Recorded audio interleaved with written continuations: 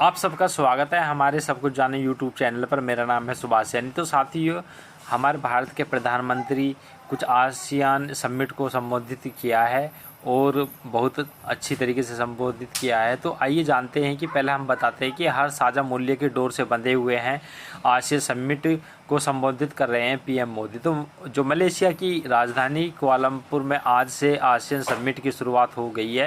तो यह समिट दक्षिण पूर्व एशिया के 10 देशों का बड़ा मंच है जहां व्यापार, सुरक्षा, शिक्षा, संस्कृति जैसे मुद्दे पर बातचीत होगी।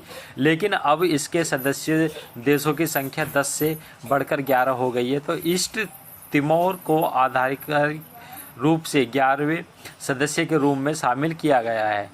तो आइए जानते हैं कि हमारे भारत के प्रधानमंत्री क्या कह रहे हैं। आप सुन सकते हैं। आसियान समिट 2025 को वर्चुअली संबोधित किया। उन्होंने कहा कि भारत और आसियान केवल भौगोलिक रूप से ही नहीं बल्कि साझे मूल्यों और ऐतिहासिक संबंधों की डोर से भी जुड़े हैं। पीएम मोदी ने बताया कि आसियान भारत की एक्ट ईस्ट पॉलिसी का मुख्य स्तंभ है और दोनों क्षेत्र मिलकर विश्व की लगभग 1/4 आबादी का प्रतिनिधित्व करते हैं। समिट की थीम इंक्लूसिविटी और सस्टेनेबिलिटी पर बोलते हुए उन्होंने कहा कि ये हमारी सांझी प्रतिबद्धता को दर्शाता है। मोदी ने मलेशिया के प्रधानमंत्री अनवर इब्राहिम को सफल अध्यक्षता के लिए बधाई दी और फिलीपींस को कुशल समन्वय के लिए धन्यवाद दिया। साथ ही आसियान के नए सदस्य ईस्ट तिमोर का स्वागत भी किया। पीएम मोदी ने कहा कि भारत सदैव इंडो पैसिफिक क्षेत्र में आसियान की लीडरशिप और दृष्टिकोण का समर्थन करता है। उन्होंने विश्वास जताया कि 21वीं सदी भारत और आसियान की सदी है और कहा कि भारत विकसित भारत 2027 के लक्ष्य की दिशा में आसियान के साथ कंधे से कंधा मिलाकर आगे बढ़ने के लिए।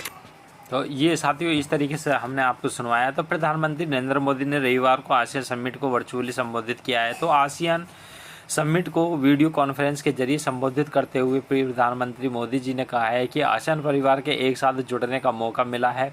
आसियान भारत के एक्ट ईस्ट पॉलिसी का सबसे अहम हिस्सा है।